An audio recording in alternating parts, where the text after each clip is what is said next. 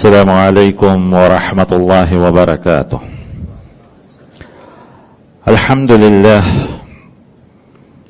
لله الذي هدانا لهذا وما كنا لنهتدي لولا أن هدانا الله، وأشهد أن لا إله إلا الله، وأشهد أن محمدا عبده ورسوله أرسله بالحق بشيرا ونذيرا وداعيا إلى الله بإذنه وسراجا منيرا، وصلى الله تعالى على خير خلقه محمد وعلى آله وأصحابه وأهل بيته أجمعين، أما بعد.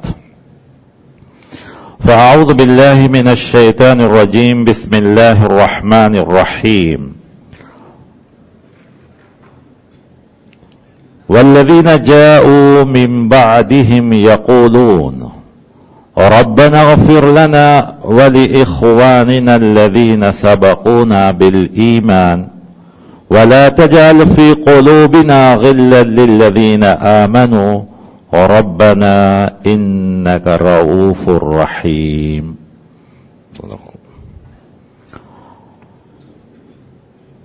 عجیب سادہ و رنگین ہے داستان حرم،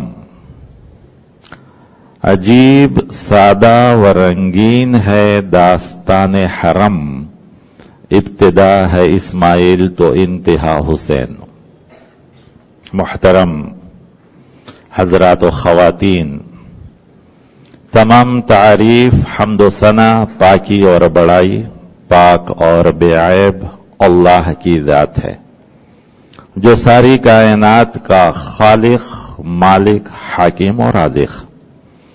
بعدہ ہم تمام کی جانب سے ہر آن ہر لحظہ تا ابد درود و سلام ہو سارے انبیاء کرام پر، خصوصاً خاتم النبیین، شفیع المذنبین، امام الانبیاء احمد مجتبی محمد مصطفیٰ صلی اللہ علیہ وسلم پر، کہ جن کو اللہ تبارک و تعالی نے کامل شریعت دے کر ہم سب کی ہدایت کے لیے آخری نبی بنا کر اس دنیا میں مبعوث فرمایا. ہمیں اور آپ کو ان کی امت میں جینا نصیب ہوا. جس موضوع پہ سننے کے لیے آپ حضرات جمع ہوئے ہیں وہ یہ کہ ماہ محرم شیعہ اور سنی کا نظریہ.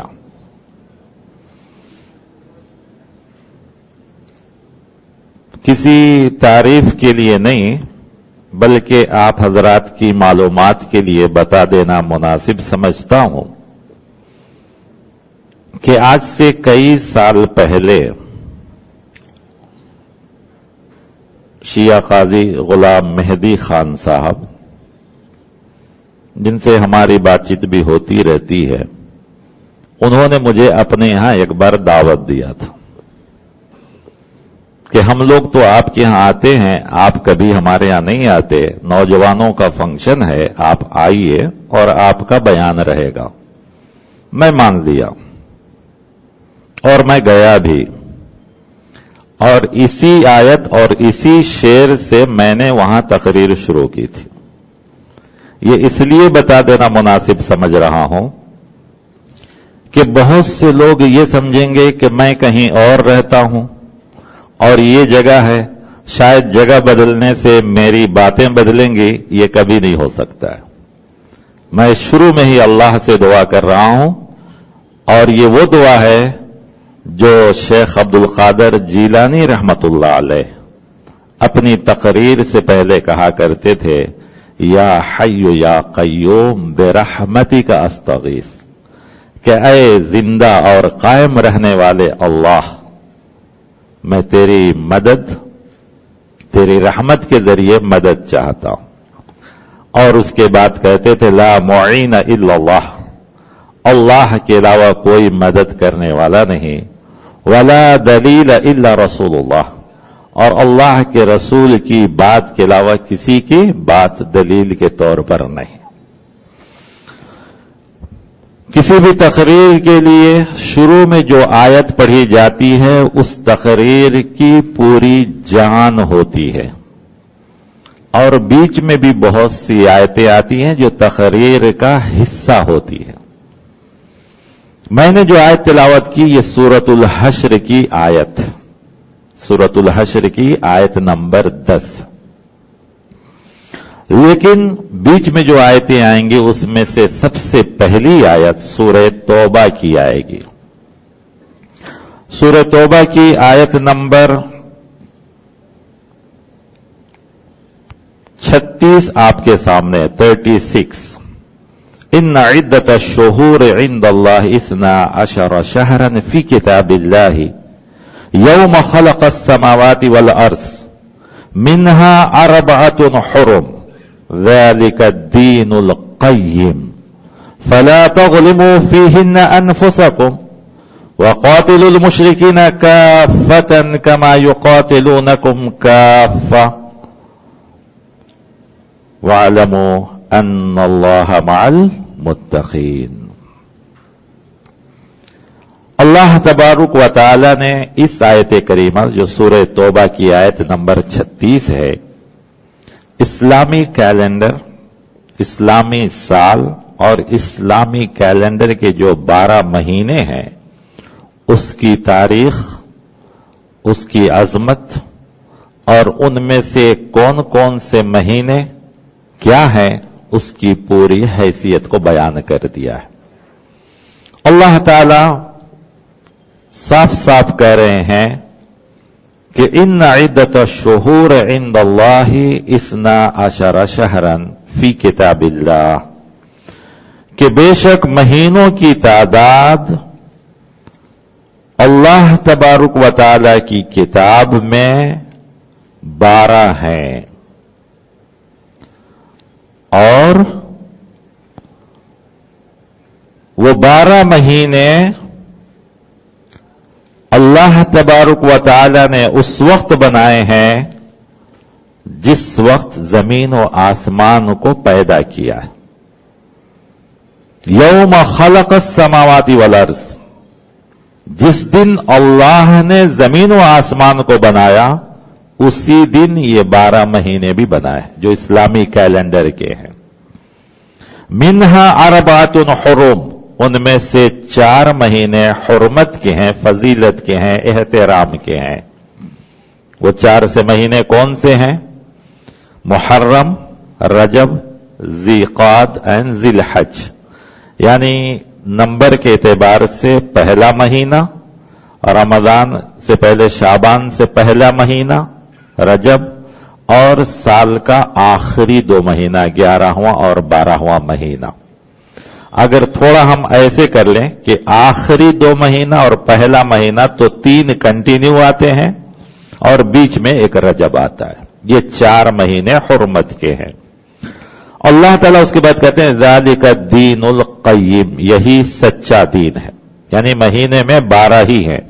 کیوں؟ اس لیے کہ اس کے بعد والی آیت میں بتائی گئی ہے کہ عرب کبھی کبھی مہینوں کی تعداد کو گھٹا بڑھا لیتے تھے، کبھی 13 کر دیتے، کبھی 11 بھی کر دیتے تھے، مہینوں کو آگے پیچھے بھی کر لیتے تھے۔ خود ان 4 مہینوں کا احترام وہ بھی کرتے تھے، لڑائی جھگڑا خون خرابہ نہیں کرتے تھے، لیکن اگر ان کو لڑائی جاری رکھنا ہوتا تو مہینوں کو آگے پیچھے بھی کر لیتے تھے، جس کو قرآن کے الفاظ میں کہا گیا النسی۔ تو اللہ تعالیٰ نے کہا انما النسی زیادۃ فی الکفر، کہ یہ نسی کفر کے کاموں میں بھی ایک اور کام تھا، تو اسلام نے آ کے اس کو منع کیا۔ ورنہ کیا وجہ ہے کہ قرآن جیسی مقدس کتاب کہہ رہی ہے کہ اللہ نے جو سال بنائے ہیں اس میں 12 مہینے ہیں۔ ہر آدمی جانتا ہے، چھوٹا بچہ بھی جانتا ہے کہ سال میں کتنے مہینے ہوتے ہیں؟ 12 مہینے ہوتے ہیں۔ تو قرآن جیسی مقدس کتاب اس کو باقاعدہ نقل کرے کہ نہیں مہینوں کی تعداد 12 ہی ہے، اس کا مطلب ہے کہ کچھ ہیرا پھیری ہو رہا تھا، تو قرآن نے اس کی تاکید کی کہ نہیں، بلکہ مہینوں کی تعداد 12 ہی ہے۔ تو ان 4 مہینوں میں سے ایک مہینہ محرم کا ہے جو اسلامی کیلنڈر کا پہلا سال ہے، اسی لیے اسلامی کیلنڈر کو ہجری سال کہا جاتا ہے۔ جب تک آپ صلی اللہ علیہ وسلم دنیا میں تشریف لائے، جب آپ کی شخصیت مشہور ہوئی اور ابھی نبی نہیں بنے تھے، تو جو بھی واقعات ہوتے نبی بننے کے بعد کہا جاتا ہے کہ یہ نبوت سے پہلے یا ولادت سے اتنے سال بعد۔ جب آپ نبی بن گئے تو کہا جانے لگا نبی بننے کے اتنے سال بعد، نبوت کے اتنے سال بعد یہ واقعہ ہوا۔ پھر آپ صلی اللہ علیہ وسلم جب ہجرت فرما کر مدینہ تشریف لا لیے تو کوئی بھی واقعہ ہوتا تو کہا جاتا ہجرت کے پہلے سال، ہجرت کے دوسرے سال، جیسے جنگ بدر، جنگ احد اور یہ سب جو تاریخیں ہوئی، اور روزہ فرض ہوا، زکوٰۃ فرض ہوا، تو آپ سیرت کی کتاب میں دیکھیں گے لکھا ہوگا کہ یہ ہجرت کے پہلے سال، ہجرت کے دوسرے سال۔ حضرت عمر رضی اللہ تعالیٰ عنہ کے زمانے میں جب اسلام بہت دور تک پھیل گیا، رومن اینڈ پرشین امپائر کے بہت سے ملک اسلام میں آ گئے، ملک بہت لمبا چوڑا ہو گیا، تاریخ وقت بدلنے لگی، تب اس وقت خلفائے راشدین میں سے حضرت عمر رضی اللہ تعالیٰ عنہ، حضرت عثمان رضی اللہ عنہ، حضرت علی رضی اللہ عنہ اور دوسرے صحابہ بیٹھے اور مشورہ ہوا کہ اب تک ہم اس طریقے سے تاریخ لکھتے تھے، بہتر ہے مسلمانوں کا کوئی کیلنڈر ہو۔ سب اس بات پر اتفاق کر لیے۔ اتفاق کرنے کے بعد بات ہوئی کہ کیا نام رکھا جائے اس کیلنڈر کا۔ کسی نے کہا ولادت، کسی نے کہا نبوت، کسی نے کہا وفات، کسی نے کچھ۔ آخر میں حضرت علی رضی اللہ تعالیٰ عنہ کی طرف سے یہ مشورہ ہوا، تو اس سے خود پتہ لگائیے کہ حضرت ابو بکر رضی اللہ عنہ کے دور میں مشورہ دینے والے کون ہوتے تھے؟ حضرت علی رضی اللہ عنہ بھی ہوا کرتے تھے۔ یہ تاریخ یاد رکھیے، بعد میں کام آئے گی آپ کو۔ تو حضرت علی رضی اللہ تعالیٰ عنہ نے مشورہ دیا کہ اسلامی کیلنڈر کا نام ہجرت رکھا جائے، ہجری کیلنڈر۔ پوچھا گیا کیوں علی؟ کہا کہ اگر ہم نبوت رکھتے ہیں تو صرف آپ صلی اللہ علیہ وسلم کی نبوت کی مثال اس میں ملتی ہے، ولادت رکھتے ہیں تو دنیا میں بہت سے بادشاہ ہیں جو اپنی ولادت، اپنی پیدائش اور اپنی وفات اور اپنی حکومت پہ تاریخیں رکھے، لہذا ہم ان کی مشابہت نہیں چاہتے۔ لیکن اگر ہم ہجرت رکھتے ہیں تو ہجرت ہی بتلاتا ہے کہ دین اور کفر میں فرق ہوا، اسلامی حکومت اور غیر حکومت میں فرق ہوا۔ ہجرت کے بعد سے ہی مسلمانوں کی باقاعدہ ایک حکومت بنی، ایک سلطنت بنی، ایک جو ہے قائم ہوا، یہ سب ہجرت کی وجہ سے۔ اور اللہ نے بھی خاص کر ہجرت کو ذکر کیا ہے کہ مسلمانوں کو ساری مدد ملی ہے ہجرت کے بعد سے، اسلام بھی پھیلا ہجرت کے بعد سے، اسی لیے ہجری کیلنڈر رکھا جائے۔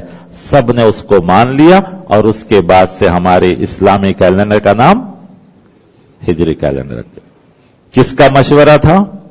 حضرت علی رضی اللہ عنہ۔ دوسرے سارے لوگ تھے، اگر حضرت علی رضی اللہ عنہ سے ان کو تکلیف ہوتی تو کیا کرتے؟ انکار کر دیتے، کہتے کہ نہیں علی تمہاری بات ہم کیوں مانیں۔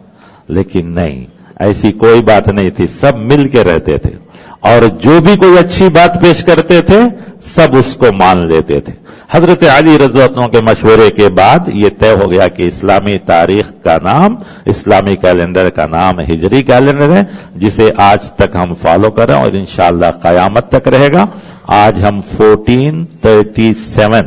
1437 ہجری میں داخل ہو گئے۔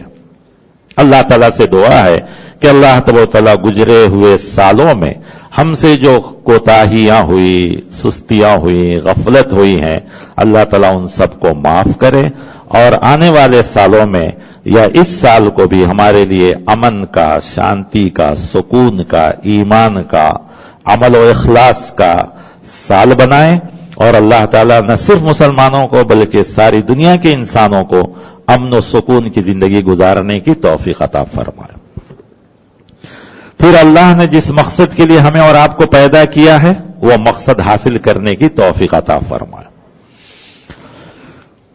تو اس طریقے سے آپ کو کیلنڈر کی تاریخ معلوم ہوگی۔ تو محرم اس میں سے پہلا مہینہ ہے۔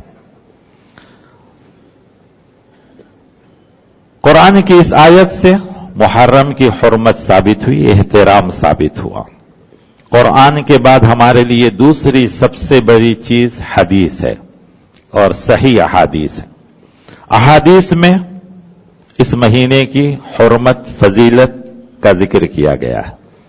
آپ صلی اللہ علیہ وسلم فرمائے ہیں کہ افضل الصیام بعد رمضان ہوا شہر اللہ المحرم، کہ رمضان کے روزے کے بعد اگر کوئی روزہ سب سے زیادہ فرض ہے، ثواب کے اعتبار سے ہے، تو وہ اللہ کا مہینہ محرم ہے، یعنی حرمت والا مہینہ۔ سارے مہینے اللہ کے ہیں، رمضان بھی اللہ کا ہے، سفر، ربیع الاول سب اللہ ہی بنائے ہیں، لیکن کسی کو کسی پر فضیلت ہے۔ 7 دن بھی اللہ نے بنائے ہیں، جمعہ کو ایک فضیلت ہے۔ تو اسی طریقے سے اللہ تبارک و تعالیٰ نے ان 12 مہینوں میں سے 4 کو اور ان 4 میں سے محرم کو بھی اور کچھ خصوصیت عطا فرمائی۔ احادیث میں فضیلت اور بھی ان مہینوں کی ہے، لیکن باتیں بہت ہے، اس لیے مختصراً آپ کو، جب آپ صلی اللہ علیہ وسلم ہجرت فرما کر مدینہ منورہ تشریف لے گئے تو مدینے کے یہود محرم کی 10 تاریخ کو روزہ رکھتے تھے۔ آپ صلی اللہ علیہ وسلم نے ان سے پوچھا کہ تم کیوں روزہ رکھتے ہو؟ یہ حدیث کا ترجمہ ہے جو لمبی حدیث ہے۔ تو انہوں نے کہا کہ آج ہی کے دن اللہ تعالیٰ نے موسیٰ علیہ السلام کو فرعون کے ظلم سے نجات دیا تھا، لہذا موسیٰ علیہ السلام اللہ کے شکرانے میں شکر ادا کرنے کے لیے روزہ رکھے، تو ہم بھی روزہ رکھتے ہیں۔ آپ صلی اللہ علیہ وسلم نے فرمایا کہ ایک نبی دوسرے نبی سے نبوت کے اعتبار سے بہت قریب ہوتا ہے، لہذا حضرت موسیٰ علیہ السلام اگر یہ کام کیے ہیں تو میں بھی رکھتا ہوں اور میری امت کو بھی حکم دیتا ہوں۔ البتہ بعض روایتوں میں آیا ہے کہ آپ نے فرمایا کہ امت کے لوگوں، آئندہ سال سے اگر تم روزہ رکھنا تو 9، 10 یا 10، 11 رکھ لینا، تاکہ خالف الیہود، یہود کی مخالفت کرو۔ ہم کوئی کام ایسا نہ کریں جس سے یہودیوں کی موافقت ہوتی ہو یا کسی بھی دوسری قوم کی، جو غلط رسم رواج ہیں اس سے موافقت نہیں ہونی چاہیے۔ تو لہذا دوسری فضیلت اس مہینے کی یہ ثابت ہوئی کہ 9، 10 یا 10، 11 روزہ رکھنا۔ جب رمضان کا روزہ فرض ہو گیا تو یہ روزے نفل کہلانے لگے، اور رمضان کے روزہ فرض ہونے سے پہلے یہ فرض تھے۔ تو نفل روزوں میں جن روزوں کی زیادہ اہمیت ہے ان میں سے ایک روزہ محرم کا بھی ہے۔ ایک اور حدیث میں آئے کہ سنتن ماضیہ، 1 سال گزرے ہوئے سال کے گناہوں کا کفارہ بھی اگر روزہ رکھا جائے 9، 10 یا 10، 11، تو یہ بھی اس کی فضیلت ہوئی۔ یہ ہم نے جو فضیلتیں آپ کو بتلائی قرآن اور احادیث، جو بالکل اتھینٹک ہے، اس میں کسی کا اختلاف نہیں، لیکن کچھ علماء، کچھ واعظین، کچھ صلحاء نے اس سے بڑھ کے بھی بہت سی چیزوں کو نقل کیے ہیں۔ اگر وہ چیزیں درست ہیں تو اللہ مجھے بھی اور آپ کو بھی عمل کرنے کی توفیق دے، اور اگر درست نہیں ہے تو مجھے بھی بچا لے، آپ کو بھی بچا لے۔ شیخ عبد القادر جیلانی رحمت اللہ علیہ، آپ سب نام سنے ہوں گے، بڑے صوفی تھے، نیک تھے، متقی تھے، پرہیزگار تھے۔ کئی کتابیں ان میں سے ایک کتاب غنیت الطالبین ہے، اور اسی کتاب سے مولانا عبدالسلام بستوی، جن کی کتاب ہے خطبات اسلام، اسلامی خطبات، ایک اہل حدیث عالم تھے اسی ہندوستان کے، انہوں نے بھی ان کے حوالے سے بھی یہ بات اپنی کتاب میں نقل کیا ہے۔ شیخ عبد القادر جیلانی رحمت اللہ علیہ اس مہینے کے نام کی بھی بہت سی فضیلتیں بیان کرتے ہیں، بلکہ وہ میم سے الگ، ہا سے الگ، را سے الگ، پھر میم سے الگ، ایسی بہت سی چیزیں، اور پورے مہینوں کے بارے میں وہ لکھتے ہیں، لیکن ساتھ ساتھ وہ نقل کرتے ہیں کہ محرم کا پورا مہینہ اور خاص کر پہلے 10 دن زیادہ فضیلت رکھتے ہیں، اور پہلے 10 دن کی فضیلت اور بھی احادیث سے ثابت ہے۔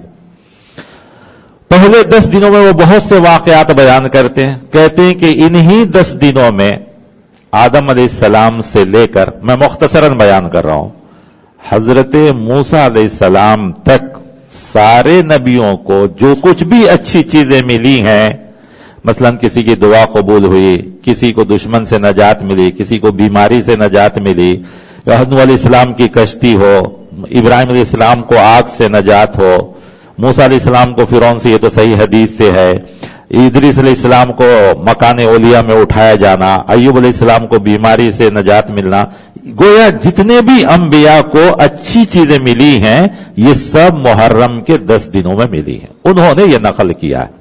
लेकिन इसका सोर्स कोई सही हदीस से नहीं है, अलग अलग हदीस की किताबों से उन्होंने नकल किया है। तो बहुत से उलमा हैं जो फजाइल में अमल के लिए ले लेते हैं, लेकिन अकायद में, इबादात में अगर कोई हदीस ऑथेंटिक नहीं है, सही नहीं है, तो उस पर अमल नहीं करना चाहिए। अब इसमें कोई कबाहत भी नहीं है, क्योंकि अंबिया के साथ जो ये वाकयात हुए हैं ये तो साबित है, लेकिन कब हुए हैं उसके लिए हमारे पास कोई सही सोर्स भी नहीं है। अब वो भी एक मुजय्यद आलिम थे, सही आलिम थे, उन्होंने इसको नकल किया है, तो हम मान सकते हैं कि मुहर्रम के 10 दिनों में ही, क्योंकि अल्लाह ताला ने इन्हीं 10 दिनों में सारी अच्छी चीजें बनाई हैं, जमीन, आसमान, ये सब चीजें, और उन रिवायतों को भी जिसमें आया है कि मुहर्रम में ही दुनिया ही खत्म होगी, क़यामत आएगी, ये सब चीजें होंगी, तो ये सब चीजें मुहर्रम की फजीलत में है। ये है कुरान और हदीस से इस महीने की फजीलत और सारी चीजें। एक मुसलमान के लिए सबसे बड़ा सोर्स उसके ईमान और अमल के लिए कुरान और हदीस है। तो यहां तक तो सारी चीजें कुरान और हदीस से साबित हुई, लेकिन तारीख का एक और बहुत बड़ा वाकया इसी मुहर्रम के महीने की 10 तारीख को वाकया हुआ, और वो वाकया है नवासे रसूल सैयदा शबाब अहलिल जन्ना रैहान फी दुनिया हजरत हुसैन रजी अल्लाह तआला अन्हु की शहादत। ये भी तारीख का एक वाकया है। और अब जब मुहर्रम आता है तो सारी उम्मत मुस्लिमा, मैंने अब तक जितनी चीजों को बयान किया है, बहुत कम लोग हैं जो इन चीजों पर अमल करते हैं, वरना अक्सरियत उन्हीं बातों पर अमल करती है जो अब आने वाली है। तो अब हम उसको भी देखेंगे कि अल्लाह की किताब और प्यारे नबी मोहम्मद रसूलुल्लाह सल्लल्लाहु अलैहि वसल्लम, हत्ता कि हजरत अली, हजरत हुसैन रजी अल्लाह अन्हुमा इन महीने में क्या किए हैं, और खुद उस वाकयात के ताल्लुक से उनकी जिंदगी में क्या चीजें थी, हम आपके सामने पेश करेंगे। अल्लाह से फिर एक बार दुआ करता हूं कि अल्लाह तआला मुझे सच कहने की तौफीक अता फरमाए, और जो सच हो उसी पर मुझे और आपको भी अमल करने की तौफीक अता फरमाए। इसमें कोई शक नहीं कि जो वाकया हुआ तारीख का एक बहुत अलमनाक, दर्दनाक, करबनाक, अफसोसनाक वाकया है, अगर सोचेंगे तब। लेकिन अगर हमको मौत पर यकीन है, और भी मौत एक ऐसी जो शहादत की मौत है, तो हम कहेंगे कि हजरत हुसैन रज़ियल्लाहु अन्हु के लिए एक बेहतरीन मौत थी, एक बेहतरीन मौत। मौत तो कभी आनी ही थी उनको, मौत से तो उनको कोई रोक नहीं सकता था, लेकिन ऐसे मुहतरम महीने में और ऐसे 10 दिनों के अंदर, जिस दिन में सारे अंबिया के साथ बड़े बड़े वाकयात हुए हैं, और आपका भी उन दिनों में शहीद होना, शहीदी मौत खुद एक बहुत बड़ी चीज है, बहुत बड़ा अल्लाह का मर्तबा है, बहुत बड़ा मकाम है, बहुत बड़ी देन है अल्लाह ताला की। सहाबा तड़पते थे शहादत के लिए।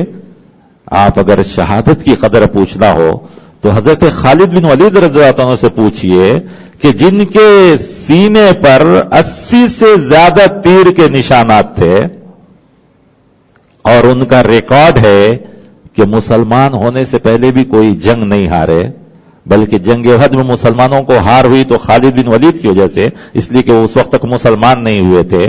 और जब मुसलमान हो गए हैं तो सैकड़ों जंग में वो शरीक हुए हैं, हत्ता कि किसी जंग में सिर्फ 70 70-75 मुसलमान रहते थे सहाबा, हजारों की तादाद में काफी रहती थी। सहाबा कहते खालिद बिन वलीद है तो हमको क्या फिक्र है। इसीलिए हजरत उमर रज़ियल्लाहु अन्हु ने बाद में उनको माजूल कर दिया कि मुसलमानों का अल्लाह पर से भरोसा हटकर हजरत खालिद पे हो गया था। लेकिन हजरत खालिद बिन वलीद रज़ियल्लाहु अन्हु को जब घर में मौत आई, अपने बिस्तर पे थे और कह रहे थे कि मेरे साथी कितने शहीद हुए, मुझे कोई शहीद करने वाला पैदा नहीं हुआ। आज इतने जख्मों के तीर मेरे सीने पर हैं, जबकि मेरे पीठ पर एक भी निशान नहीं है। पीठ पर निशान होने का मतलब बुज़दिली है, और सीने पर जख्म होने का मतलब बहादुरी है।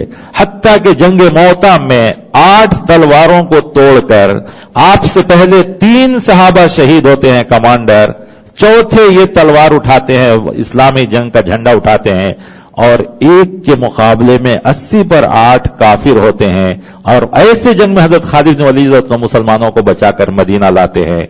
उसी वक्त अल्लाह के रसूल सल्लल्लाहु अलैहि वसल्लम कहते हैं खालिद सैफुन मिन सुयूफुल्लाह, कि ऐ खालिद तुम अल्लाह की तलवारों में से एक तलवार हो। लेकिन हजरत खालिद अफसोस करते हैं शहादत की मौत न मिलने की वजह से। तो शहादत की मौत अच्छी है या नहीं? तो हजरत हुसैन रज़ियल्लाहु अन्हु शहीद हुए तो अच्छा हुआ या खराब हुआ? मौत तो आनी ही थी, मौत से तो कोई रोक नहीं सकता है। तो लिहाजा ये चीज बहरकैफ हम आगे आएंगे। तो सारी दुनिया आजकल जितना मीडिया हो, उर्दू, अरबी, प्रिंट मीडिया, इलेक्ट्रॉनिक मीडिया, ये सब चीजें आज जिस चीज को पेश करेगी, हत्ता कि वो लोग जो कभी इस्लाम के नाम पर कुछ सुनना नहीं चाहते, वो भी जब मुहर्रम आएगा तो अपनी हिंदी न्यूज, इंग्लिश न्यूज और सब में कहेंगे कि 10 मुहर्रम नवासे रसूल की शहादत का दिन है, और सारी चीजें करते नहीं करते। आइए इसकी हकीकत क्या है। आप सल्लल्लाहु अलैहि वसल्लम जब तक दुनिया में थे, कोई भी बात होती, वही नाजिल होती, मसला हल हो जाता। आपके बाद हजरत अबू बकर सिद्दीक रज़ियल्लाहु अन्हु 2 साल 6 माह जो कुछ भी होता, खुलफाए राशिदीन या अशरे मुबशरा बैठते, मशवरा करते, कुरान हदीस जो कुछ भी है हल हो। जैसा कि मैंने अभी एक वाकया बतलाया। हजरत उमर रज़ियल्लाहु अन्हु 10 साल वही मसला चला। हजरत उस्मान रज़ियल्लाहु अन्हु 12 साल वही हुआ। उसके बाद हजरत अली रज़ियल्लाहु अन्हु 4 साल 6 माह, आप भी वही। लेकिन आपके दौर में थोड़े से इख्तिलाफात हुए। वो इख्तिलाफात के हुए कि उधर हजरत मुआविया रज़ियल्लाहु अन्हु शाम की तरफ और इधर हजरत अली रज़ियल्लाहु अन्हु। खैर जो कुछ भी हुआ, हजरत अली रज़ियल्लाहु अन्हु को भी शहीद कर दिया गया। अब हजरत मुआविया पूरे बिलाद इस्लामिया के अमीर, हाकिम, जो कुछ भी कहिए हैं। हजरत मुआविया रज़ियल्लाहु अन्हु आखिरी उम्र में, ये कोई ऐसा नहीं है कि हजरत मुआविया ने खत लिख दिया और सारे लोग मान लिया, ऐसा नहीं है। तकरीबन 5 साल लगते हैं इसमें। तारीख उठा के देख लीजिए आप, क्योंकि अब हम तारीख पर आ गए। ये सब चीजें बाद में हुई हैं, कुरान हदीस के जमाने के बाद हुई हैं, इसलिए अब तारीख की बात। तारीख की बहुत सी किताबें हैं। जिन किताबों को मैंने सामने रखा है उसमें से चंद किताबों के नाम आप सुन लीजिए, ताकि आपको भी ये जो है, जैसे अल्लामा इब्न हजर की किताब है, शेख अब्दुल कादिर जिनानी रहमतुल्लाह अलैह हैं, शाह अब्दुल हक मुहद्दिस देलवी हैं, शाह अब्दुल अजीज मुहद्दिस देलवी हैं, फतावा रशीदिया है, मौलाना अब्दुल हई लखनवी हैं, और 1-2 शिया आलिम की किताब है जो कामिल इब्न यसीर है, मुल्ला बाकर मजलिसी की ये किताब है, जलालुद्दीन सयूती की तारीखुल खुलफा है। इन सारी किताबों से मैं आपके सामने पेश कर रहा हूं। तो हजरत मुआविया रज़ियल्लाहु अन्हु अपने आखिरी उम्र में 5 साल पहले से ही सारे मुसलमानों के अमीरों को, उस जमाने में गवर्नर सिस्टम होता था, हर एक शहर का गवर्नर, जैसे बगदाद का, कूफे का, मिस्र का, मक्का मदीने का अलग होता था, शाम का, यमन का, दिमश्क का, ये सारी चीजें। अब ये सब नामें भी हमको सुनने को नहीं मिलती है। उस वक्त दिमश्क में ही आपका ये लीबिया, सीरिया, शाम, फलस्तीन सब एक ही था। ये तो बाहर का ये लंबी तारीख होगी, बहुत लंबा हो जाएगा।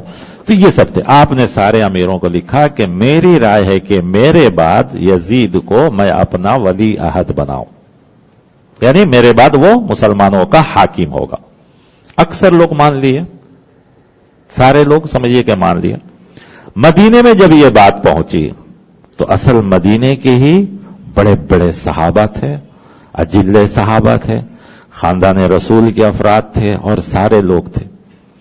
جب یہ چیز وہاں پہنچی تو مدینے کے بھی اکثر صحابہ مان لیا. اکثر صحابہ جتنے بڑے بڑے تھے سب. صرف 4 شخصیتیں خاموشی اختیار کیا. کہا کہ ابھی تو وقت ہے، دیکھا جائے گا. اس میں سے عبداللہ ابن زبیر رضی اللہ عنہ. یہ عبداللہ ابن زبیر کون ہے؟ حضرت اسما جو حضرت ابو بکر کی بیٹی ہیں ان کے بیٹے ہیں. یہ زبیر اور ان کے بیٹے حضرت عبداللہ. عبداللہ ابن عمر، عبداللہ ابن عباس، حضرت حسین رضی اللہ عنہ. 4 ہو گئے نا. یہ 4 حضرات خاموشی اختیار کی. پھر اس کے بعد وقت گزر گیا، حضرت معاویہ رضی اللہ عنہ کا انتقال ہوا. تو اس وقت کا سسٹم یہ تھا کہ جب نیا کوئی حاکم بنتا تو پھر وہ خط لکھتا سارے لوگوں کو، کیونکہ زندگی میں ہو سکتا ہے حاکم کے مان لیے ہو، حاکم کے اب انتقال کے بعد ہو سکتا ہے بدل جائے. پھر انہوں نے سارے لوگوں کو خط لکھا تو سارے لوگ اکثر مان لیے.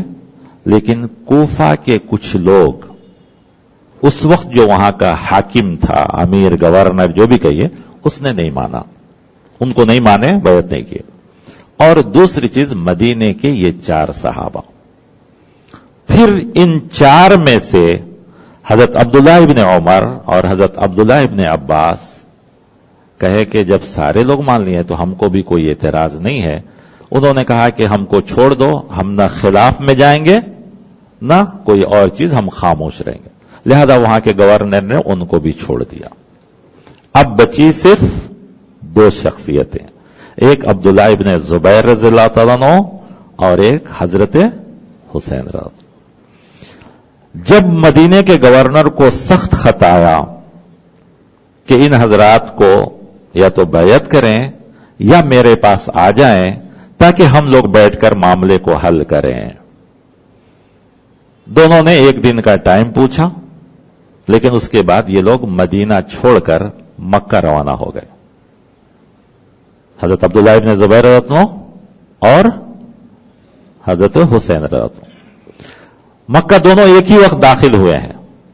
دونوں ایک ہی وقت مکے میں داخل ہو. مکے کے لوگوں نے، کیونکہ مدینے کے بعد سب سے زیادہ صحابہ کہاں تھے؟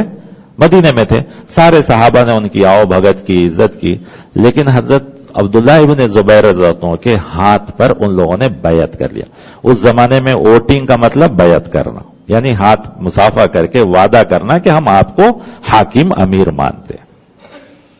اس کے باوجود حضرت عبداللہ ابن زبیر اور حضرت حسین رضی اللہ عنہ سب مل رہے ہیں. بعد میں حضرت عبداللہ ابن عباس رضی اللہ عنہ کو معلوم ہوا، عبداللہ ابن عمر رضی اللہ عنہ کو، تو وہ لوگ بھی مدینے سے نکل کے وہ بھی مکہ آ گئے. کہے کہ چلو مکے میں تو کم سے کم یہ لوگ ہیں، ان کے ساتھ ہم بھی رہیں گے. لیکن وہ کسی چیز میں جاتے، سب ملتے تھے، نمازوں میں، طواف میں سب ملتے تھے، مشورہ بھی کرتے، سب کچھ کرتے. خاص کر حضرت عبداللہ ابن زبیر اور حضرت حسین رضی اللہ عنہ اور زیادہ ملتے تھے، مشورہ بھی کرتے. اتنے میں جب دمشق جو پایا تخت تھا اس وقت معلوم ہوا کہ سارے لوگ مکہ میں جمع ہو گئے ہیں اور مکے کی حکومت حضرت عبداللہ ابن زبیر رضی اللہ عنہ کے ہاتھ میں ہو گئی ہے، تو وہاں سے سخت ایک عامل کو، امیر کو بھیجا گیا کہ تم جاؤ اور ان کو قید کرو. یعنی عبداللہ ابن زبیر اور دوسرے، ان تینوں کو نہیں، صرف عبداللہ ابن زبیر. تو اس وقت وہ دونوں بھی خاموش رہ گئے، عبداللہ ابن عمر اور عبداللہ ابن عباس. یہ عباس کون ہے؟ حضور کے چچا. ہاں، یہ یاد رکھیے، یہ رشتہ داریاں. اور ان کے بیٹے عبداللہ. 4 عبداللہ بڑے مشہور ہیں، اس میں سے یہ دونوں 3 ہیں. تو اس کے بعد حضرت عبداللہ ابن عباس اور عبداللہ ابن عمر تو خاموشی اختیار کر لیا. ان کو کسی سے کچھ لینا دینا نہیں تھا، بس اپنی عبادت، اپنا کام، اپنی جگہ. یہ دونوں میں سے حضرت حسین رضی اللہ عنہ نے دیکھا کہ عبداللہ ابن زبیر مکے کے تو حاکم بن گئے، اب میں یہاں رہ کے کیا کروں؟ تو پہلے سے ہی ان کے پاس کوفے سے خطوط آتے تھے، بے شمار خطوط، کہ ہم حضرت علی کے چاہنے والے ہیں، آپ کے بھائی کے چاہنے والے، آپ کے چاہنے والے، ہم اہل بیت ہیں، ہم یہ ہیں، ہم وہ ہیں. بعض لوگوں نے لکھا ہے 125، کسی نے لکھا ہے 1200 خطوط. لیکن اس زمانے کے اعتبار سے 1200 ذرا مبالغہ ہے، یعنی زیادہ دکھتا ہے، کیونکہ آج کے جیسا نہیں تھا کہ 2 منٹ میں میل بھیج دیا جائے، یا آج کے جیسا پوسٹ بھی نہیں تھا کہ اتنا آسانی سے خط چلا جائے۔ اس زمانے میں خط کا مطلب کہ ایک آدمی باقاعدہ کوفہ سے مدینہ جائے تبھی خط پہنچتا تھا، اور یہ کام چوری سے ہو رہا تھا، تو ضروری بات ہے کہ ہر آدمی تو نہیں کرتا ہوگا، ہر آدمی تو خط نہیں لے جاتا ہوگا، بڑا سیکریٹ طریقے سے جاتا ہوگا، تو 125 مان لیں گے ہم کہ کم سے کم 125 خطوط کس کے پاس آئے؟ حضرت حسین۔ جب موقف والوں کو معلوم ہوا کہ حضرت حسین اب مدینہ بھی چھوڑ کر مکہ آ گئے ہیں اور مکہ حضرت عبداللہ ابن زبیر کے قبضے میں ہے، تو ان لوگوں نے سوچا کہ اب تو ضرور حضرت حسین ہماری بات مانیں گے، لہذا اور زیادہ خطوط مکے پہنچنے لگے، اور اس کے بعد حضرت حسین مکہ چھوڑ کر کوفہ کے لیے روانہ ہوتے۔ بات کیا تھی یہاں اختلاف کی؟ ان دونوں کو خاص کر ان دونوں کو جو اختلاف تھا وہ یہ صرف یہ کہ حضرت معاویہ رضی اللہ عنہ نے اپنے بعد اپنے بیٹے کو کیوں بنایا، کیونکہ اب تک کسی نے ایسا نہیں کیا۔ آپ صلی اللہ علیہ وسلم دنیا سے تشریف لے گئے، امت کو ایسا ہی چھوڑ دیا، ساری امت مل کر حضرت ابو بکر رضی اللہ عنہ کو خلیفہ بنائے۔ حضرت ابو بکر رضی اللہ عنہ اپنے آخری عمر میں حضرت عمر رضی اللہ عنہ کو نامنیٹ کیے۔ حضرت عمر رضی اللہ عنہ کو جب شہید کر دیا گیا اور حکیموں نے کہہ دیا کہ اب آپ کی زندگی باقی نہیں رہے گی، تو سارے صحابہ جمع ہوئے اور کہے کہ آپ بھی کسی کو امیر بنائیے جیسا آپ کو حضرت ابو بکر رضی اللہ عنہ بنایا۔ حضرت عمر رضی اللہ عنہ نے کہا کہ دیکھو، اللہ کے رسول صلی اللہ علیہ وسلم جب دنیا سے گئے تو کسی کو نہیں بنائے، حضرت ابو بکر رضی اللہ عنہ نے مجھے بنایا، یہ دونوں صحیح طریقہ ہے، لیکن میں وہ کام کروں گا جو اللہ کے رسول صلی اللہ علیہ وسلم کیے، میں کسی کو نہیں بناؤں گا۔ دیکھیے، انہوں نے یہ نہیں کہا کہ حضرت ابو بکر رضی اللہ عنہ غلط کیا، بلکہ انہوں نے یہ کہا کہ دونوں صحیح ہے، لیکن میں وہ طریقہ اپنانا چاہتا ہوں جو اللہ کے رسول صلی اللہ علیہ وسلم کیے۔ تب لوگوں نے فورس کیا، آپ کو کہا نہیں، اب حالات ویسے نہیں ہیں، بہتر ہے کہ آپ کسی کو نامزد کر دیں۔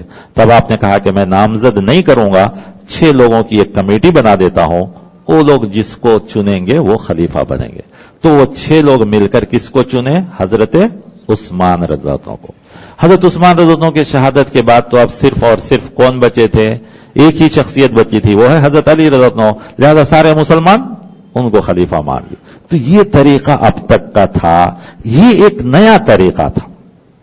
اب حضرت معاویہ رضی اللہ عنہ کو جو مشورہ دیا گیا، تاریخ میں لکھا ہے کہ لوگوں نے کہا کہ حضرت عمر رضی اللہ عنہ جو بات کہے تھے کہ اب لوگ ویسے نہیں ہیں کہ ایک آدمی پہ متفق ہو جائیں، تو آج کا حالات تو اس سے زیادہ خراب ہو چکا ہے، اس لیے آپ کو ساری بلاد اسلامیہ مان رہی ہے، بہتر ہے کہ آپ اپنی زندگی میں ہی کسی کو بنا دیں۔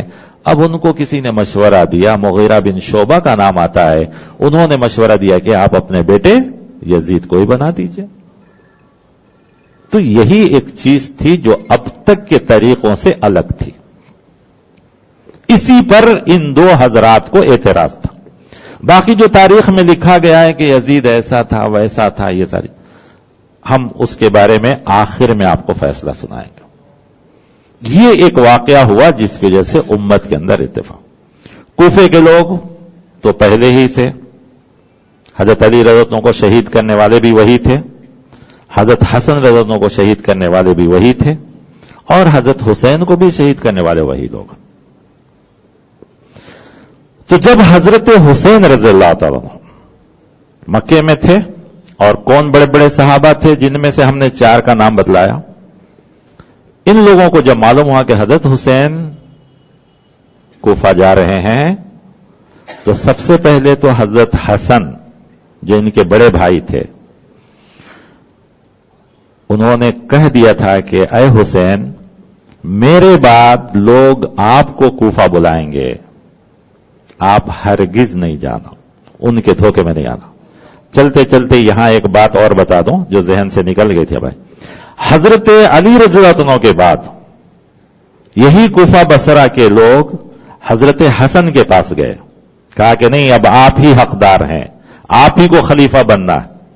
حضرت حسن رضی اللہ عنہ سیدھا کوفہ سے نکلتے ہیں، دمشق حضرت معاویہ رضی اللہ عنہ کے پاس جاتے ہیں اور کہتے ہیں کہ میرے نانا جان کا فرمان ہے، میں نے اپنے نانا جان سے سنا ہے کہ میرا نواسا دو بگڑے ہوئے، دو اختلاف شدہ مسلم جماعتوں کو ملانے والا ہے۔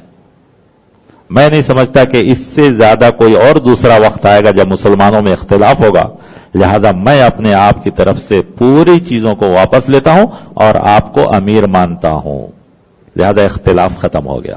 تو یہ کس کا فرمان تھا؟ محمد رسول اللہ صلی اللہ علیہ وسلم کا۔ نانا جان کون ان کے؟ اللہ کے رسول صلی اللہ علیہ وسلم۔ اور یہاں پر یہ بھی سن لیجئے کہ اللہ کے رسول صلی اللہ علیہ وسلم نے اپنے ان دونوں نواسوں کو جتنا چاہتے تھے، جو میں نے حدیث عربی میں پڑھی کہ یہ شباب اہل جنہ ہے، میرے لیے جنت میں دنیا کے 2 پھول دیے گئے ہیں، اور آپ نے بڑی، جب ہم اور آپ اپنے نواسوں کو اتنا چاہتے ہیں، چاہتے نہیں چاہتے ہیں، پوتے سے زیادہ چاہتے ہیں، چاہتے نہیں چاہتے ہیں، تو نبی، یہ تو آٹومیٹک چیز ہے نا کہ جو نبی ہر چیز میں ہم سے زیادہ ہے تو یقیناً ہے کہ ان کو بھی نواسے سے اور زیادہ محبت ہوگی۔ ہم کو ہی جب اپنے نواسوں سے محبت، تو نبی کو کیا نہیں ہوگی؟ بہت زیادہ محبت تھی۔ لیکن آپ نے خود فرمایا تھا کہ میرا ایک نواسا 2 اختلاف شدہ جماعتوں کو ملائے گا، اور حضرت حسین رضی اللہ عنہ کے بارے میں آپ نے فرمایا تھا کہ اس کو شہادت ملے گی۔ اب اگر شہادت کی خبر آپ نے پہلے ہی دے دی تھی تو پھر ہم کو اس پر تعجب کرنے کی کیا ضرورت ہے؟ خیر، اس کے بعد تو یہی چیز تھی کہ مکے سے جب حضرت حسین رضی اللہ عنہ نکلتے ہیں تو سب سے پہلے حضرت عبداللہ ابن عباس کے پاس جاتے ہیں، یا ان کو معلوم ہوتا ہے کہ حضرت حسین مکہ چھوڑ کر کوفہ جا رہے ہیں، تو وہ خود آ کے نصیحت کرتے ہیں کہ اے حسین، کیا آپ کو معلوم نہیں کہ آپ کے والد کے ساتھ ان لوگوں نے کیا کیا؟ آپ کے بھائی حسن کے ساتھ انہوں نے کیا کیا؟ آپ پھر ان کے اوپر بھروسہ کر کے جا رہے ہیں؟ آخر حضرت حسین رضی اللہ عنہ نہیں مانے، تو آخر میں حضرت عبداللہ ابن عباس رضی اللہ عنہ کے بارے میں آتا ہے کہ وہ آپ کے سامنے لیٹ گئے۔ بعض کی تاریخ کی کتابوں میں یہاں تک بھی لکھا ہے کہ آپ کی آنکھوں میں آنسو آ گیا اور آپ ان کے سامنے لیٹ گئے اور کہے، اگر آپ کو جانا ہے تو جائیے، مجھے روت کے جائیے اور بیوی بچوں کو چھوڑ کے جائیے، کم سے کم بیوی بچوں کو نہ لے جائیے۔ اس لیے کہ سارے صحابہ کو معلوم تھا جو ہونے والا ہے، پہلے سے پورا دیکھ چکے تھے کہ حضرت علی رضی اللہ عنہ کے ساتھ کیا ہوا، حضرت حسن کے ساتھ کیا ہوا، اور دوسرے صحابہ کے ساتھ کیا ہوا، جو بڑے صحابہ۔ خود ان کے جب حضرت حسین رضی اللہ عنہ کو اتنے خطوط آئے تو انہوں نے پہلے جانچنے کے لیے اپنے چچا زاد بھائی مسلم بن عقیل کو بھیجا، مسلم بن عقیل کو بھیجا کہ جاؤ، واقعی ایسی بات ہے کیا؟ تو کوفہ کے لوگ اتنے ہوشیار تھے کہ جب مسلم بن عقیل آیا تو ان کی بڑی عزت کیے، اتنی عزت کیے کہ وہ خوش ہو کر خط لکھ دیے کہ واقعی یہاں کا ماحول بہت سازگار ہے، آپ ضرور آئیے۔ جب خط نکلتا ہے کوفہ سے باہر تو اس کے بعد ان کو بھی شہید کر دیتے۔ اور یہ وہ زمانہ نہیں تھا ایس ایم ایس کا یا واٹس ایپ کا کہ فوراً لکھ دیں کہ نہیں ڈینجر ہو گیا ہے، آپ ہوشیار رہ جائیں، یہ زمانہ نہیں تھا۔ وہی زمانہ یاد کیجیے گا۔ پھر ایک آدمی وہاں سے جب تک کہ مکہ نہ آئے یا مدینہ نہ آئے یا کسی بستی نہ جائے، دوسری اطلاع نہیں ملتی۔ جب حضرت حسین رضی اللہ عنہ راستے میں پہنچتے ہیں، آدھے راستے میں، تب اطلاع ملتی ہے کہ مسلم بن عقیل کو بھی شہید کر دیا گیا۔ تب یہاں حضرت عبداللہ ابن عباس رضی اللہ عنہ منع کیے، حضرت عبداللہ ابن عمر رضی اللہ عنہ بھی منع کرتے ہیں، کہتے ہیں کہ اے حسین، آپ یہیں رہ جائیے یا پھر واپس مدینہ چلیے، یا آپ جہاں چلیے ہم چلیں گے، کوفہ مت جائیے۔ ان سبوں نے بہت نصیحت کی، لیکن آخر میں حضرت حسین رضی اللہ عنہ، اللہ کا جو مقدر تھا وہ ہونا تھا، شہادت کی موت ان کو نصیب تھی اسی مہینے میں، تو وہ تو سب ہونا تھا، لہذا نکل گئے۔ آخر میں جو وہی واقعہ ہوا تو راستے میں مسلم بن عقیل کی شہادت کی خبر ملی، تب اب آپ کو ان بزرگوں کی نصیحت پر یقین ہو گیا، آپ واپس ہونے کے لیے بھی تیار ہو گئے۔ لیکن اس فوج میں مسلم بن عقیل کے 2 بیٹے تھے، انہوں نے کہا واہ چچا جان، آپ نے میرے ابا کو شہید کروا دیا اور آپ واپس جا رہے ہیں، اب اس پر کیا ہوگا، کون انسان رکے گا؟ لہذا حضرت حسین پھر اس کے بعد آگے بڑھتے ہیں۔ جب تک بھی حضرت حسین رضی اللہ عنہ کو یہ نہیں یقین ہو رہا تھا کہ وہ لوگ جو 1200 یا 125 یا جتنا بھی خط لکھے میرے ساتھ ایسا کریں گے۔ جب کوفہ کے قریب پہنچتے ہیں تو دیکھتے ہیں کہ بہت بڑی فوج کھڑی ہے، اور ادھر کی مشکل سے فیملی کے لوگ ہیں، اور کتنی بڑی فوج۔ تب ان کو پورا یقین ہو گیا۔ آخر لوگ آگے بڑھے تو آپ نے کہا دیکھو، میں 3 چیزیں پیش کرتا ہوں. یہ تاریخ اٹھا کے دیکھیے, تاریخ اسلام ہے, تاریخ الامم الاسلامیہ ہے عربی میں, ان ساری تاریخ کی کتابوں میں, واقدی ہے, لیثی ہے, مظہری ہے, ان سب تاریخ کی کتابوں میں آپ اٹھا کے دیکھیے, یہ 3 باتیں حضرت حسین رضی اللہ عنہ نے ان کوفیوں کے سامنے پیش کیا. سب سے پہلے تو ان سے پوچھا کہ بھئی تم ہی لوگوں نے تو خط لکھا تھا, تم ہی لوگوں نے تو بلایا تھا, تم ہی لوگوں نے سب کچھ ہے, لیکن وہ کوفہ کے بارے میں مشہور ہے, الکوفہ لا یوفا, کبھی یہ وفاداری نہیں کرتے کسی کے ساتھ. اور یہ حضرت علی رضی اللہ عنہ کی بد دعا بھی ہے ان کے لیے کہ خود حضرت علی رضی اللہ عنہ کے ساتھ اچھا نہیں کیے تو کسی اور کے ساتھ کیا کریں. بہرکیف آپ نے پہلے تو تقریر کی اپنا خاندانی اور نواز رسول ہونے کا اور خاندان کا سب کچھ بتایا, لیکن کسی کے اوپر کوئی اثر نہیں ہوا. آخر میں آپ نے کہا دیکھو میری 3 باتیں مان لو کم سے کم, یا تو مجھے چھوڑ دو, میں ڈائریکٹ یزید کے پاس جاتا ہوں اور میرا اس کا جو اختلاف ہے دور کر لوں گا, یہ نوٹ کر لیجئے. دوسرا انہوں نے کہا یا تو مجھے چھوڑ دو میں واپس مدینہ چلا جاؤں, یا تو مجھے چھوڑ دو کہ میں کسی ساحلی علاقے میں, ساحلی علاقہ مطلب کوسٹل ایریا جو ہے, تم چھوڑ دو میں جاؤں گا, جہاد میں شریک ہوں گا اور شہید ہو جاؤں گا, یا جو بھی اللہ کو مرضی ہوگی دعوت و تبلیغ کا کام کرتے ہوئے دنیا سے چلا جاؤں. یہ 3 چیزیں انہوں نے پیش کی. پہلی چیز انہوں نے کیا پیش کیا کہ مجھے چھوڑ دو, میں خود دمشق جاؤں گا یزید کے پاس اور مجھے ان سے جو اختلاف ہے میں دور کر لوں گا. آپ سوچ کر دیکھیے, اگر حضرت حسین رضی اللہ عنہ کے دل میں یزید کے خلاف کوئی دشمنی, نفرت, کینہ, کپٹ, حسد, بغض ہوتا تو کیا حضرت حسین کہتے کہ مجھے چھوڑ دو میں اس کے پاس چلا جاؤں؟ آپ کو مجھ سے نفرت ہوگی تو کریں گے, آپ کریں گے؟ انصاف کی بات کیجئے, کوئی نہیں کرے گا. زیادہ سے زیادہ کہے گا کہ ٹھیک ہے تم میرے ساتھ آؤ, میرے ان کے درمیان اختلاف ہے تم ملا کے چھوڑو. کریں گے نہیں کریں گے؟ نفرت ہوگی تو, نفرت نہیں ہوگی تو سیدھا گھر سے نکلیں گے, ان کے گھر پہنچیں گے, اپنی تکلیف کو دور کر لیں. تو یہ نیک لوگ تھے. یہ ایسے نیک لوگوں کے بارے میں آج ہم فیصلہ کرتے ہیں, یہ بہت غلط چیز ہے. صحابہ آپس میں حضرت علی اور حضرت معاویہ رضی اللہ عنہ کے بارے میں جو اختلافات کو لے کر آج کے زمانے میں بہت سی بیکار باتیں ہوتی ہیں, حالانکہ تاریخ میں یہ بھی تو لکھا ہے, کیوں یہ واقعہ لوگ نہیں بیان کرتے کہ حضرت علی اور حضرت معاویہ رضی اللہ عنہ کا جب اختلاف چل رہا تھا تو حضرت معاویہ رضی اللہ عنہ ایک زمانے سے, حضور کے زمانے سے شام کے گورنر تھے. حضرت ابو بکر, حضرت عمر, حضرت عثمان رضی اللہ عنہ کے زمانے میں وہ شام کے گورنر تھے. تو یہ رومیوں سے بڑی دوستی ہو گئی تھی ان کی. تو رومی ذرا دیکھا کہ موقع بہت اچھا ہے دونوں کو لڑانے کا. خط لکھتا ہے کہ اے معاویہ, ہم نے سنا کہ آپ کے دشمن علی آپ کے خلاف کھڑے ہوئے ہیں, آپ ہمارے پرانے دوست ہیں, آپ کو جو بھی مدد چاہے ہم آپ کی مدد کرنے کے لیے تیار ہیں. آپ تاریخ الامم الاسلامیہ کے الفاظ اٹھا کے دیکھ لیجئے. حضرت معاویہ رضی اللہ عنہ خط لکھتے ہیں, کہتے ہیں یا کلب الروم, اے روم کے کتے, اگر تو میرے اور علی کے معاملے میں دخل دے گا تو یاد رکھ علی فوج کے کمانڈر ہوں گے اور معاویہ اس کا ایک ادنا سپاہی ہوگا اور تیرے خلاف ہم لڑیں گے. آج کوئی مسلمان کرتا ہے؟ آج دیکھیے کیا حالت ہو رہی ہے ہماری اور آپ کی. کیا ہم دونوں شیعہ سنی مل کر نہیں کر سکتے کہ ہم سب تو مسلمان ہیں؟ اور یاد رکھو کوئی بھی مسلمان حکومت کے خلاف آواز اٹھائے تو ہم ان کی زبان نکال لیں گے. ہے کوئی؟ نہیں, بلکہ وہ سمجھیں گے ہاں یہ تو ان کو مار رہے ہیں, یہ تو سنی ملک تباہ ہو رہا ہے, یہ تو شیعہ ملک تباہ ہو رہا ہے نہیں ہو رہا ہے. صرف شیعہ سنی کے جھگڑوں کی وجہ سے پورے مسلمان ملک تباہ ہو رہے ہیں. تو اس کے بعد آپ پہنچتے ہیں, لیکن کوفے والوں کا تو مقصد ہی تھا آپ کو شہید کرنا. اس کے بعد خود جنگ شروع ہوتی ہے اور جو ہوتا ہے یہ سارے واقعات آپ سنتے ہیں, شہادت ہو جاتی ہے. شہادت ہونے کے بعد جو لوگ بچے کچے تھے ان کو دمشق پہنچایا گیا.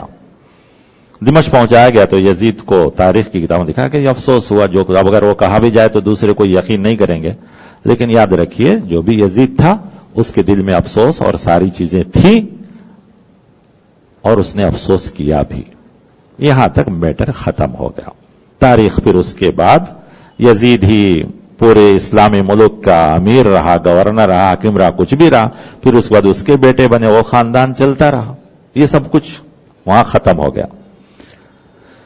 اب جو چیزیں آج ہو رہی ہیں میڈیا میں یا لوگوں میں, وہ سب چیزیں شروع ہوئی ہیں 4 صدی ہجری میں. کیا کیا ہوتا ہے اس مہینے میں؟ تعزیہ, ماتم, نوحہ یا علم یا جو کچھ بھی ہوتا ہے, یہ سب چیزیں شروع ہوئی ہیں 341 ہجری میں. 341 ہجری میں. تاریخ الخلفاء جلال الدین سیوطی رحمۃ اللہ علیہ کی ایک کتاب ہے جس میں وہ لکھتے ہیں کہ مطیع باللہ القاسم معیز الدولہ ایک بادشاہ تھا. اس کے دور میں 2 آدمی خواب دیکھتے ہیں. ایک مرد خواب دیکھتا ہے کہ میری زندگی میں حضرت علی کی روح آ گئی ہے, اور اسی کی بیوی خواب دیکھتی ہے کہ میری زندگی میں حضرت فاطمہ کی روح آ گئی. یہ خود عقیدہ اسلام کے خلاف. روح کسی کی زندگی میں نہیں جاتی. یہ مارواڑیوں کا طریقہ تو ہو سکتا ہے, کیونکہ ان کے ہاں یہ طریقہ ہے کہ مرنے کے بعد انسان کی روح بدلتی رہتی ہے اور یہ جاتی ہے. اسلام کا طریقہ نہیں ہے. اس کو عربی میں تناسخ کہتے ہیں. اس نے دونوں نے دعویٰ کیا, بادشاہ نے ان دونوں کو چھپایا, اس کو بہت بڑھاوا دیا. وہاں سے اہل بیت اور اہل بیت کی اہمیت اور یہ ساری چیزیں شروع ہوئی. اس کے بعد اسی معیز الدولہ نے چند سالوں کے بعد یہ سب شروع کیا, اور اس کے بعد دکان وغیرہ بند کرنا, ماتم شروع ہونا, جیسا کہ تاریخ ابن خلدون میں, کامل ابن یسیر میں, ان سب کتابوں میں لکھا ہوا ہے. اور اسی نے ہی آذان میں وہ لفظ استعمال کیا حی علی الصلاح حی علی الفلاح کے ساتھ حی علی الخیر العمل. حی علی خیر العمل آذان میں اس نے اضافہ کیا تھا. یہ کون تھا؟ معیز الدولہ. پھر اس کے بعد اس کا بیٹا بنا تو اس نے بھی یہی کیا. ہندوستان میں یہ چیز کب آئی؟ ہندوستان میں یہ چیز آئی تیمور کے زمانے میں. تیمور مغل امپائر سے پہلے ایک بادشاہ گزرا ہے. اس کے زمانے میں چونکہ اس کی بیگمات اور اس کی فوج میں شیعہ لوگ تھے جو ایران سے آئے ہوئے تھے, ان لوگوں نے کہا کہ ہم ہر سال کربلا نہیں جا سکتے, تو ہمارے لیے کچھ انتظام کیا جائے. تو وہاں سے کربلا کا ایک نمونہ بنایا گیا, اور اس کے بعد ہندوستان میں یہ سب چیزیں جو شروع ہوئی ہیں وہ جو ہے تیمور کے زمانے میں شروع ہوئی ہیں, اور اس کے بعد سے یہ سب چیزیں یہاں پر آئی ہیں. اب رہ گیا کہ یہ جو سب چیزیں ہیں جو کچھ ہوتی ہیں, وہ بھی نوحہ یا ماتم یا تعزیت, تو شریعت میں اس کی کیا اجازت ہے؟ نوحہ ماتم کسے کہتے ہیں؟ کہ کسی کی موت پر چیخنا, چلانا, کلے مار لینا, کپڑے پھاڑ لینا.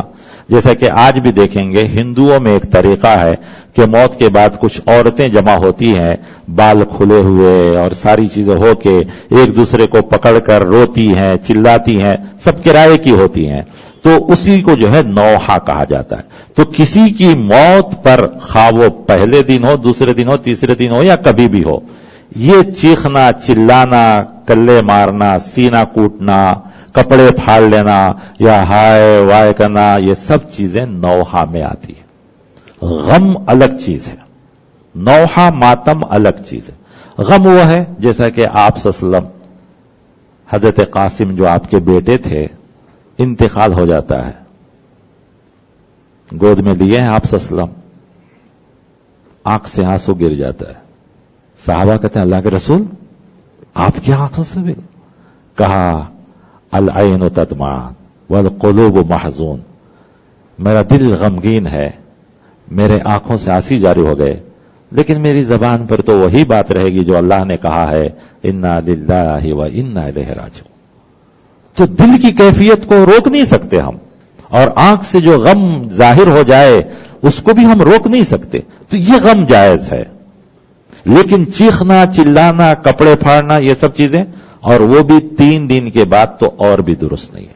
مختصر میں ان چیزوں کا یہ کر رہا ہوں تاکہ نوحہ ماتم یہ سب چیزیں جو ہے بالکل یہ نہیں ہے. اب ہم سب کے نبی, پیارے نبی محمد رسول اللہ صلی اللہ علیہ وسلم, کیونکہ ہم نبی کو ہر چیز میں آگے لینا ہے, تو آپ صلی اللہ علیہ وسلم خود کہتے ہیں انا بریء ممن حلق وسلق وفرق, کہ جو لوگ بھی یہ کام کرتے ہیں, کپڑے پھاڑنا, چیخنا, چلانا, تماچے مارنا, ہائے وائے کرنا کسی کی موت پر, میں اس سے بری ہوں.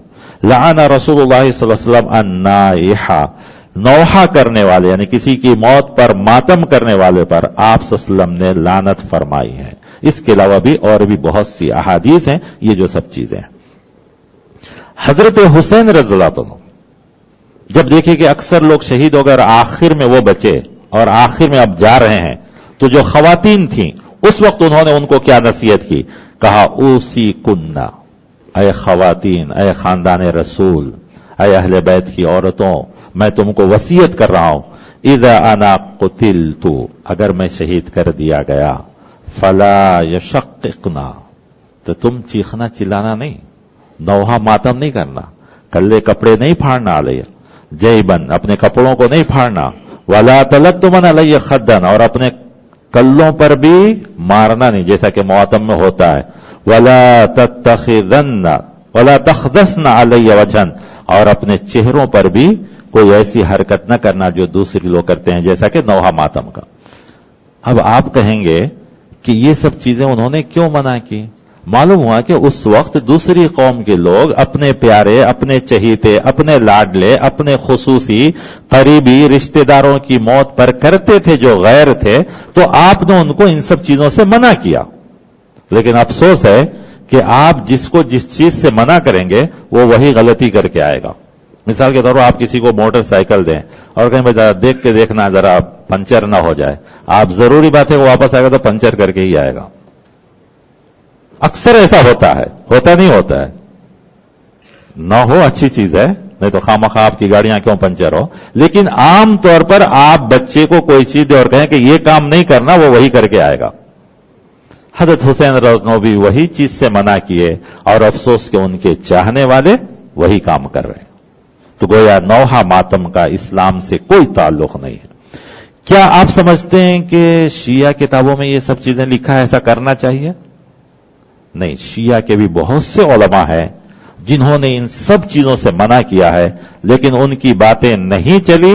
جیسا کہ ہم لوگ منع کرتے ہیں تو کہہ دیا جاتا ہے کہ یہ وہابی ہے یا یہ غیر مقلد ہے یا ایسا ہے، کہہ کر جس طرح ٹال دیتے ہیں۔ خود ان میں بھی بڑے بڑے علماء پیدا ہوئے جنہوں نے بڑی بڑی کتابیں لکھی ہیں، لیکن ان کو بھی یہی کہہ کر کے ان کی باتوں کو ٹال دیا۔ ورنہ ایسا نہیں ہے کہ سارے کے سارے لوگ ویسے ہی ہیں، ان میں بھی اچھے لوگ ہیں، لیکن ان کی باتوں کو نہیں چلا۔ دوسری چیز ہے تعزیت۔ تعزیت کسے کہتے ہیں؟ تعزیت کہتے ہیں کسی کی موت پر ان کے رشتہ داروں کے سامنے ان کے غم کو ہلکا کرنے کے لیے واعظ و نصیحت کرنا، یہ ہے تعزیت۔ یہ 3 دن تک درست ہے، 3 دن کے بعد کوئی چیز کسی کے لیے درست نہیں ہے۔ تو اب یہ جو چیز بھی ہوتی ہے یہ چیز شریعت سے اس سے نہیں ہے۔ اب مختصراً میں کرتا ہوں اس لیے کہ وقت بھی کافی ہو رہا ہے۔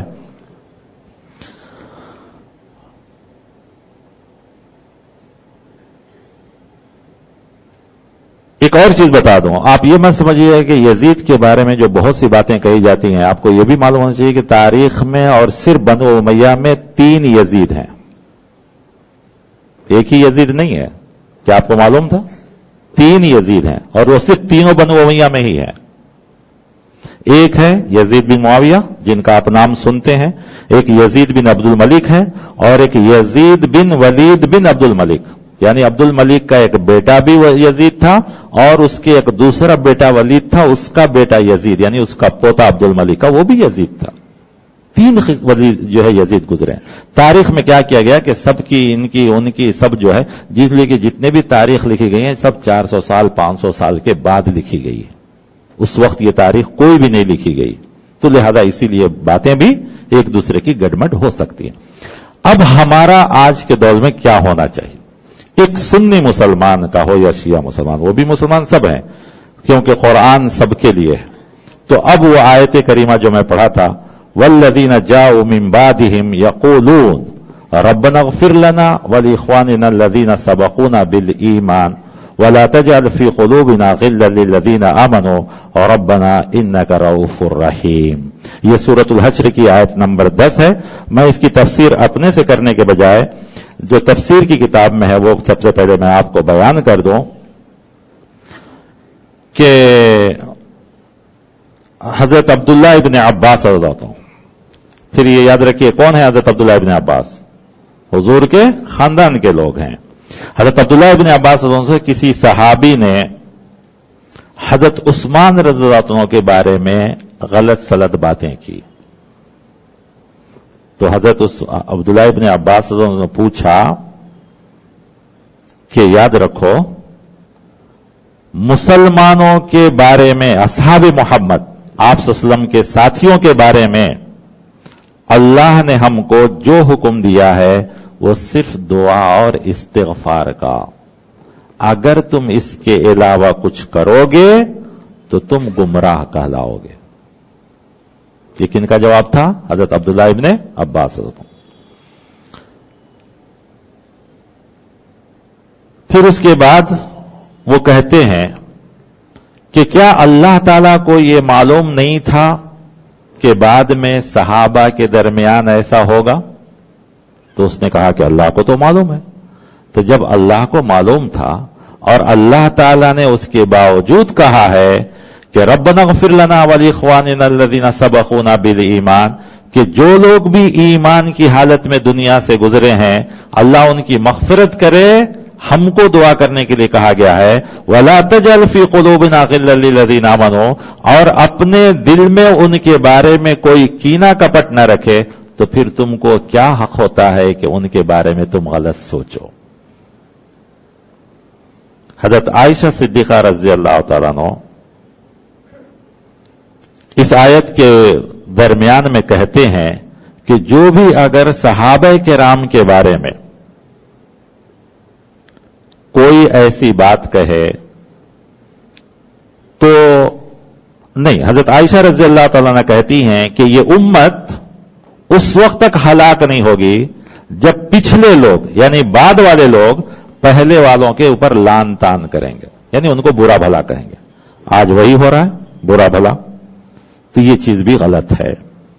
اسی آیت کی تفسیر میں حضرت عبداللہ ابن عمر رضی اللہ عنہ، حضرت عمر رضی اللہ عنہ کے بیٹے حضرت عبداللہ رضی اللہ عنہ کہتے ہیں جب تم کسی کو دیکھو کہ صحابی کو برا بھلا کہتا ہے، جب تم کسی کو دیکھو کہ صحابی کو برا بھلا کہتا ہے تو تم اس سے کہو تم میں سے جو زیادہ برا ہے اس پر اللہ کی لعنت ہو. بس کچھ مت کہو، اس کو کچھ مت کہو، اس سے بحث بھی نہ کرو، صرف اتنا کہہ دو کہ تم دونوں میں سے، یعنی تم صحابی کو برا بھلا کہہ رہے ہو تو صحابی میں اور تم میں سے جو برا ہے اس کے اوپر اللہ کی لعنت ہو.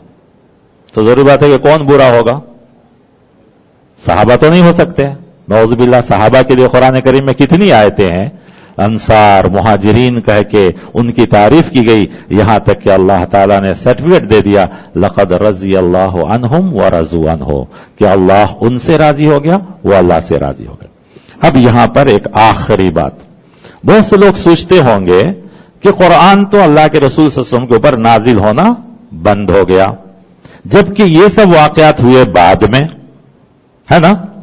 تو پھر ہم کیسے کہہ سکتے ہیں کہ صحابہ کی زندگی ہے لیکن قرآن تو اسی وقت مکمل ہو گیا، تو یہ تو سب بعد میں ہوئے، تب آپ کیسے کہہ سکتے ہیں کہ اللہ ان صحابہ سے راضی ہے؟ تو اس کا جواب بھی وہی ہے. کس کے جواب میں؟ کہ اللہ کو تو اس کا علم تھا نا، صحابہ کیا کریں گے، عام انسان کا. ہم اور آپ کیا کریں گے؟ کہ اللہ کو علم نہیں ہے؟ تو اللہ تعالیٰ کو یہ سب علم ہوتے ہوئے تو اللہ تعالیٰ نے قرآن میں گارنٹی دے دیا کہ لقد رضی اللہ عنہم ورضوا عنہ، میں ان سے راضی ہوں، وہ مجھ سے راضی ہیں. تو جب اللہ ان سے راضی ہے تو ہم کو ان پر کمنٹ کرنے کی یا ان کے بارے میں بحث کرنے کی کوئی ضرورت نہیں ہے. ہم کو صرف یہی کہا گیا ہے، جو پھر ایک بار سنیے حضرت عبداللہ ابن عباس رضی اللہ عنہ کا، جو پہلی بار میں آپ کو صحیح طریقے سے نہیں بتلایا. وہ پہلے پوچھتے ہیں ایک صحابی آنے کے بعد، تو جو حضرت عثمان رضی اللہ عنہ کے بارے میں کچھ کہتا ہے تو پوچھتے ہیں تم انصار میں سے ہو؟ وہ کہتا ہے نہیں. پوچھا تم مہاجر میں سے ہو؟ کہا نہیں. تو کہا انہوں نے کہ اب تمہارے لیے صرف ایک ہی کام رہ گیا ہے کہ تم صحابہ کی مغفرت اور استغفار کی دعا کرو. اگر تم ان کے بارے میں کچھ بھی سوچو گے تو تم جہنمیوں میں سے کہلاؤ گے. کیونکہ اللہ تعالیٰ نے کیا کہا؟ وَلَا تَجْعَلْ فِي قُلُوبِنَا غِلًّا لِّلَّذِينَ آمَنُوا، کہ جو لوگ بھی ایمان کی حالت میں دنیا سے چلے گئے ہیں تم اپنے دل میں ان کے بارے میں کوئی کینہ کپٹ مت رکھو. ہاں کوئی بھی ہو، صحابہ ہو، کچھ بھی. تو آپ اور ہم کو چاہیے کہ اللہ کی کتاب اور کائنات کے نبی محمد رسول اللہ صلی اللہ علیہ وسلم کا جو بتایا ہوا اصول ہے اس پر اگر ہم چلیں گے تو آخر میں ہم اور آپ ایک ہی چیز کہیں گے کہ کون کہتا ہے کہ ہم تم میں دشمنی ہوگی؟ یہ ہوا کسی دشمن نے اڑائی ہوگی.